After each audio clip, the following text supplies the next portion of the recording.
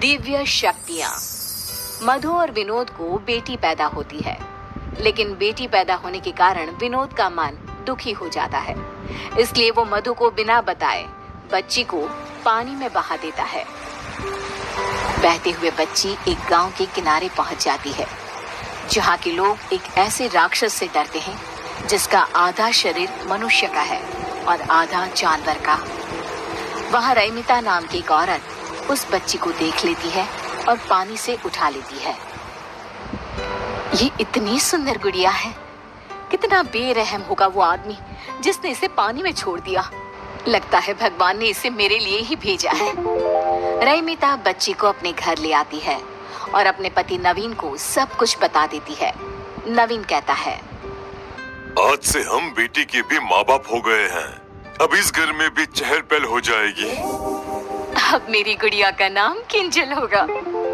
रैमिता और नवीन किंजल को अपनी बेटी बनाकर अपने साथ रख लेते हैं। जब रैमिता किंजल के कपड़े बदलती है तो उसकी पीठ पर एक त्रिशूल का निशान देखती है और तुरंत गांव की एक बूढ़ी औरत को बुलाती है और उसे निशान दिखाती है।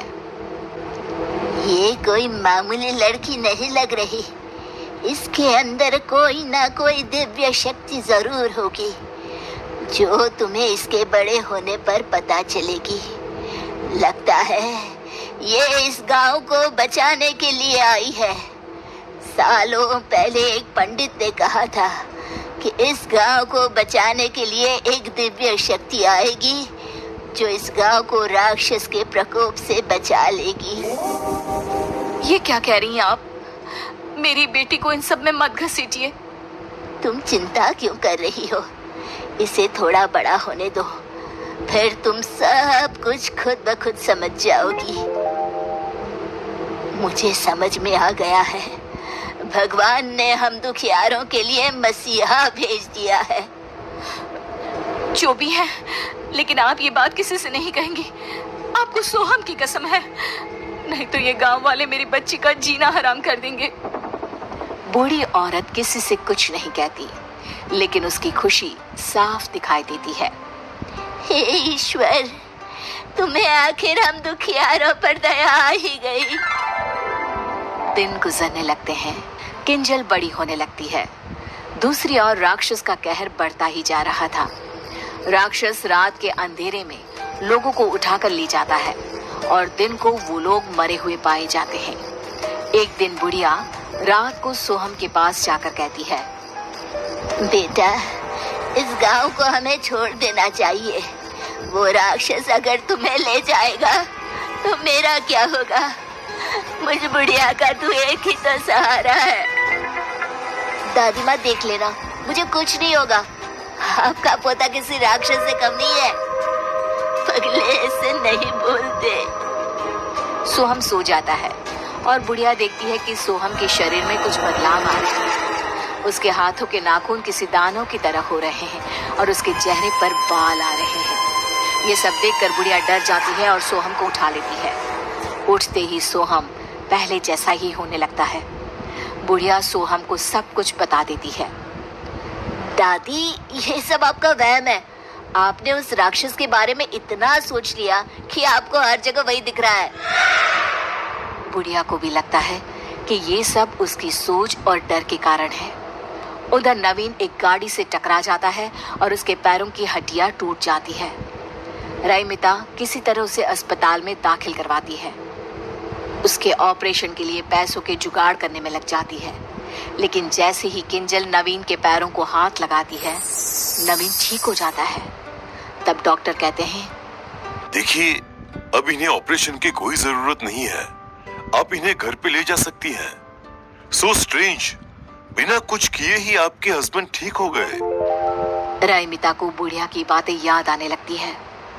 किंजल कोई मामूली लड़की नहीं है, इसमें दिव्य शक्तियां हैं, लेकिन मैं अपनी बेटी को उस राक्षस के पास कभी नहीं जाने दूंगी।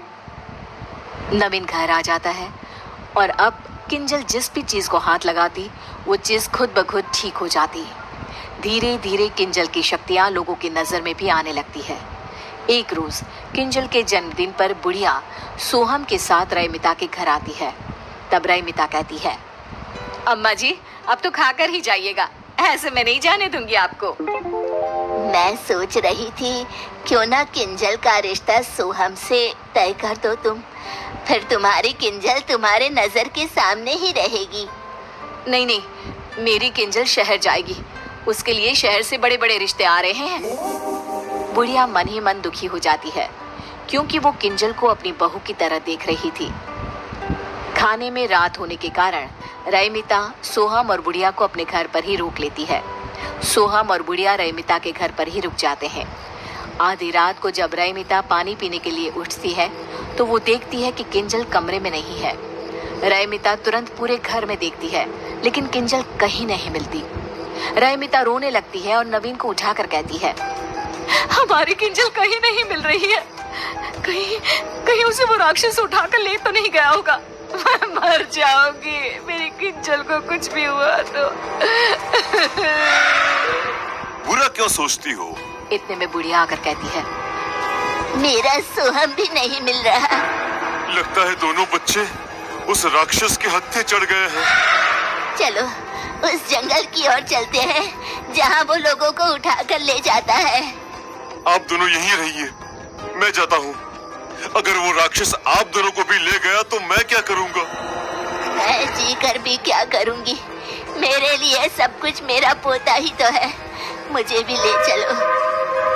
तीनों जंगल की ओर जाते हैं लेकिन रास्ते में किंजल और सोहम कहीं दिखाई नहीं देते।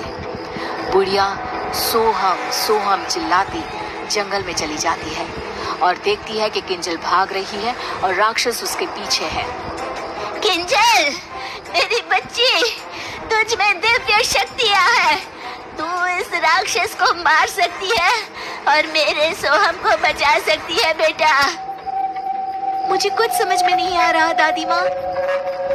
नवीन और रईमिता भी किंजल की आवाज सुनकर जंगल में घुस जाते हैं। रईमिता किंजल के पास चली जाती है और राक्षस गुर्राते हुए तेजी से किंजल की ओर बढ़ने लगता है। मेरी बेटी को छोड़ दे, चाहे मेरी जान ले ले। राक्षस रईमिता को मारने आता है और किंजल अपनी माँ को बचाने के लिए चाकू राक्षस को मार देती है। राक्षस गुर्राने लगता है और जमीन पर गिर जाता है। अब मेरा सोहम भी मिल जाए बस। मैं कहती थी ना रईमिता, किंजल में दिव्य शक्ति है जो इस राक्षस को मार सकती है। राक्षस का शैतानी रूप अपने असली रूप में जो कि सोहम का है उसमें आ जाता है। सोहम, इन सब के पीछे तुम थे? नहीं नहीं, ये सोहम नहीं है। सोहम को राक्षस ने अपने वश में कर लिया था। हर 21 साल में वो अपना शरीर बदलता है। इस बार वो सोहम को चुनने वाला था। किंजल, तुम ना होती तो मैं बुढ़िया अपना आखिरी सहारा भी खो देती। गांव राक्षस की कहर से मुक्त हो जाता है और किंजल की शादी सोहम से हो जाती है।